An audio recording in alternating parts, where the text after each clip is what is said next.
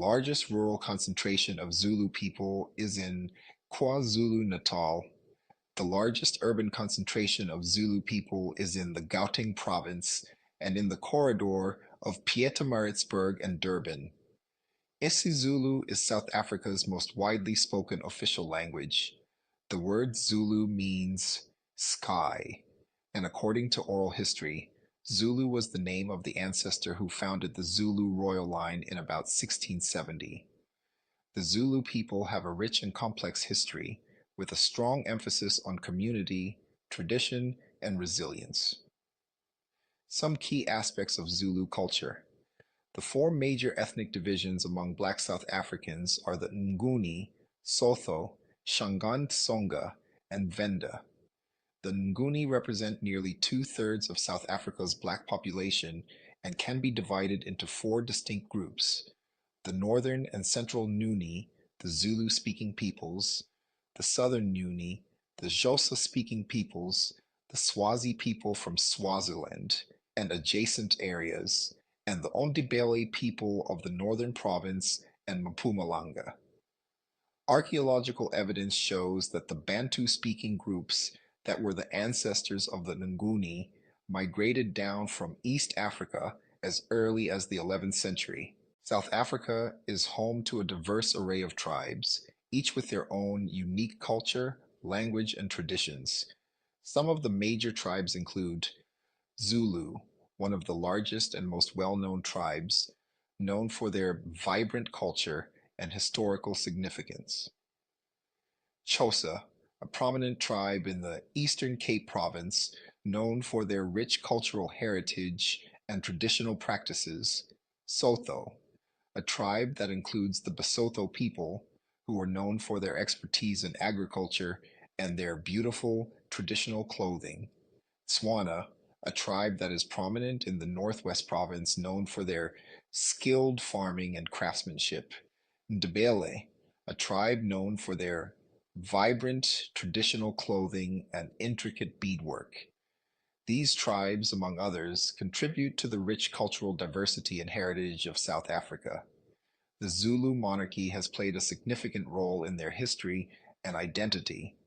Historically, the Zulu people were skilled farmers and cattle herders. Zulu spirituality is centered around ancestral worship and a strong connection to the natural world. Zulu artisans are known for their expertise in wood carving, pottery, and beadwork. The Zulu language, of which there are variations, is part of the Nguni language group. Today, it is estimated that there are more than 45 million South Africans. The oral tradition is very rich, but its modern literature is still developing. The clear-cut distinction made today between the Xhosa and the Zulu has no basis in culture or history, but arises out of the colonial distinction between the Cape and Natal colonies. Both speak very similar languages and share similar customs, but the historical experiences at the northern end of the Nguni culture area differed considerably from the historical experiences at the southern end. The majority of northerners became part of the Zulu kingdom, which abolished circumcision. The majority of southerners never became part of any strongly centralized kingdom, intermarried with Khoikhoi and retained circumcision. Many Zulu people converted to Christianity under colonialism. Ancestral spirits are important in Zulu religious life, and offerings and sacrifices are made to the ancestors for protection, good health, and happiness. Ancestral spirits come back to the world in the form of dreams, illnesses, and sometimes snakes. The Zulu also believe in the use of magic. When this happens, the help of a traditional healer is sought, and he or she will communicate with the ancestors or use natural herbs and prayers to get rid of the problem. The Zulu are fond of singing as well as dancing. These activities promote unity at all transitional ceremonies such as births, weddings, and funerals. All the dances are accompanied by drums and the men dress as warriors. Zulu folklore is transmitted through storytelling, praise poems, and proverbs. These explain Zulu history and teach moral lessons. Praise poems is becoming part of popular culture. The Zulu especially those from rural areas, are known for their weaving, craft making, pottery, and beadwork. The Zulu term for family, umndeni, includes all the people staying in a homestead who are related to each other, either by blood, marriage, or adoption. Drinking and eating from the same plate was and still is a sign of friendship. It is customary for children to eat from the same dish, usually a big basin.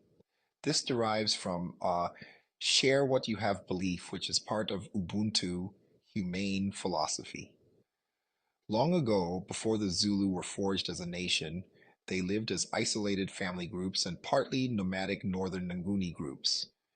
These groups moved about within their loosely defined territories in search of game and good grazing for their cattle. As they accumulated livestock and supporters, family leaders divided and dispersed in different directions while still retaining family networks. The Zulu homestead, Imitsi, consisted of an extended family and others attached to the household through social obligations. This social unit was largely self-sufficient, with responsibilities divided according to gender. Men were generally responsible for defending the homestead, caring for cattle, manufacturing and maintaining weapons and farm implements, and building dwellings. Women had domestic responsibilities and raised crops, usually grains, on land near the household. By the late 18th century, a process of political consolidation among the groups was beginning to take place. A number of powerful chiefdoms began to emerge, and a transformation from a pastoral society to a more organized statehood occurred. This enabled leaders to wield more authority over their own supporters and to compel allegiance from conquered chiefdoms. Changes took place in the nature of political, social, and economic links between chiefs of these emerging power blocks and their subjects. Zulu chiefs demanded steadily increasing tribute or taxes from their subjects, acquired great wealth, commanded large armies, and in many cases, subjugated neighboring chiefdoms. Military conquest allowed men to achieve status distinctions that had become increasingly important. This culminated early in the 19th century with the warrior King Shaka conquering all the groups in Zululand and uniting them into a single powerful Zulu nation that made its influence felt over southern and central Africa. Shaka ruled from 1816 to 1828, when he was assassinated by his brothers. Shaka recruited young men from all over the kingdom and trained them in his own novel warrior tactics. His military campaign resulted in widespread violence and displacement, and after defeating competing armies and assimilating their people, Shaka established his Zulu nation. Within 12 years, he had forged one of the mightiest empires the African continent has ever known. The Zulu Empire weakened after Shaka's death. One of the most significant events in Zulu history was the arrival of Europeans in Natal. By the late 1800s, British troops had invaded Zulu territory and divided Zulu land into different chiefdoms. The Anglo-Zulu War was fought from January to early July 1879 between forces of the British Empire and the Zulu Kingdom. Two famous battles of the war were the Zulu victory at Isandlwana and the British defense at Rorke's Drift. Cetshwayo Kampanda was the king of the Zulu kingdom and its commander-in-chief during the Anglo-Zulu War. Natal received colonial government in 1893, and the Zulu people were dissatisfied about being governed by the colony. A plague of locusts devastated crops in Zululand and Natal in 1894 and 1895, and their cattle were dying of rinderpest lung sickness and East Coast fever. These natural disasters impoverished them and forced more men to seek employment as railway construction, workers in northern Natal, and on the mines in the Witwatersrand. The last Zulu uprising, led by Chief Bambatha in 1906, was a response to harsh and unjust laws and unimaginable actions by the Natal government. The 1920s saw fundamental changes in the Zulu nation. Many were drawn towards the mines and fast-growing cities as wage earners and were separated from the land and urbanized.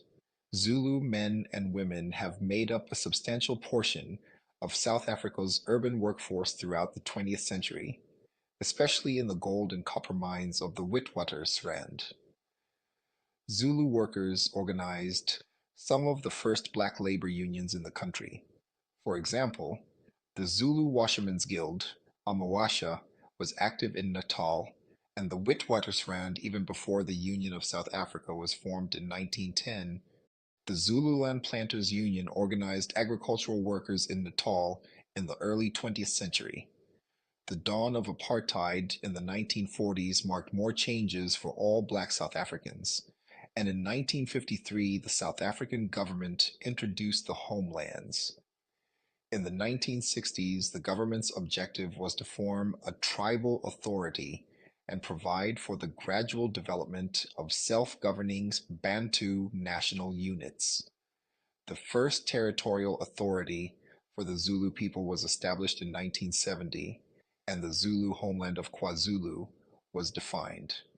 On the 30th of March 1972, the first Legislative Assembly of KwaZulu was constituted by South African parliamentary proclamation. Chief Mangosuthu Buthelezi, a cousin of the king, was elected as chief executive. The town of Nongoma was temporarily consolidated as the capital, pending completion of buildings at Ulundi.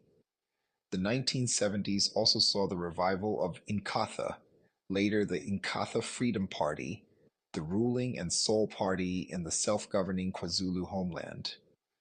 Led by Chief Minister Mangosuthu Buthelezi, Inkatha worked within the NP government system, but it opposed homeland independence, standing for a non-racial democracy, federalism, and free enterprise. Today, the Zulu people continue to work towards preserving their cultural heritage while navigating the complexities of modern South African society. For more videos on history content, subscribe to Echoes of Inspiration channel. Thank you.